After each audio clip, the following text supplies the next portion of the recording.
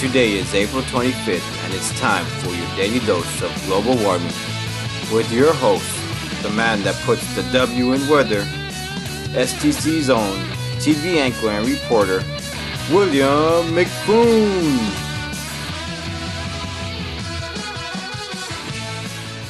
Hi, welcome to your daily dose of global warming. I'm William McFoon and today is going to be a hot one. Guys, it's been glad coming back in the States. I was on vacation for a while. I went to Oregon to go spend a nice winter vacation over there. To my amazement, it was hot up there. I took my winter clothes, I took my skis. As soon as I got off the plane, what did I see? Ladies in tube tops. Man, I thought I was in Miami at that point.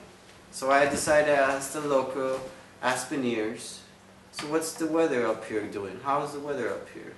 Well, they informed me ever since global warming, nothing's been the same. The winter seasons have become shorter, the summer seasons have become longer. Well, that brings us to our topic at hand, global warming. Who knew this 13-letter phrase could cause so much potential damage to this human race? For those that have been living under a rock for the past 50 years, here's the little known facts about global warming in a segment I call The Facts. Global warming is caused by carbon dioxide and pollutants released into the air, causing a thick blanket around the Earth's atmosphere, making the Earth's temperature rise. Coal-burning power plants are the largest source of carbon dioxide pollution here in the U.S. Automobiles are the second largest contributor of carbon dioxide, with 1.5 billion tons released annually. In 2003, it was responsible for 20,000 heat-related deaths in Europe and 1,500 in India. It also helps create stronger and more dangerous hurricanes. And the big one, who is responsible for the most carbon dioxide being released? You guessed it. United States produces 25% of the carbon dioxide released into the air, more than China, India, and Japan combined. I thought we were a country that made good things happen. Makes us wonder, how come we can't put this or bring down global warming? I know guys, we have bigger topics to discuss, like Anna Nicole's baby's daddy, who is it?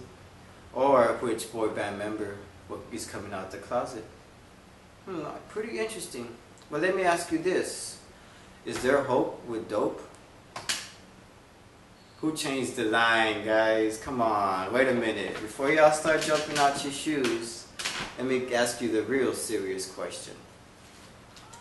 Can we help curb global warming? Our guest certainly thinks so. Please join me in welcoming to the set Chief Meteorologist, all the way from Wesco, Larry James, personal assistant, and author to the book entitled 10 Things You Can Do to Help Curb Global Warming, Stephen Doherty.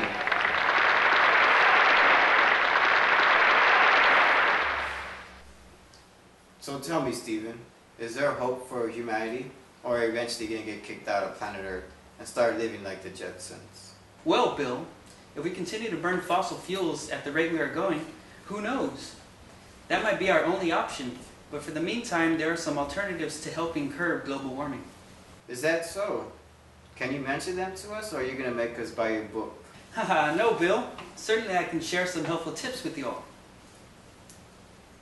These are tips that can not only help with this worldwide problem, but also put some well-deserved money back in your pocket. And who doesn't love that? I know we all need that. This right here is volunteer work, so we don't get paid. One way to help curb global warming is to make sure you're driving a well-tuned vehicle, whether it be on land or on sea. And by that I mean making sure your tires are inflated properly. If you have two vehicles, drive the one with better gas mileage. Better yet, take the public transit, or walk, or even ride your bike if you have the opportunity.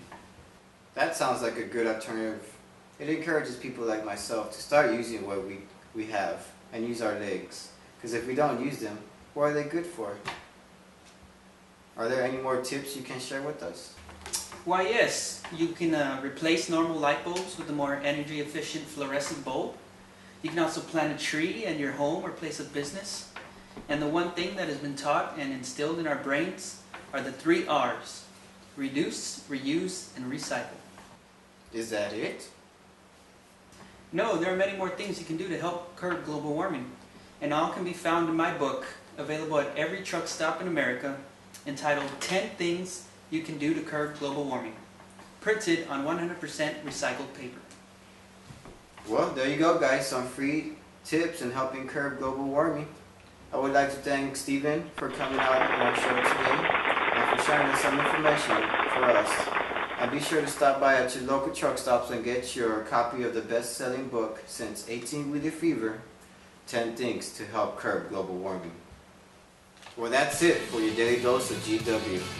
Hope you were all informed and made aware of the never-ending problems we are facing every day.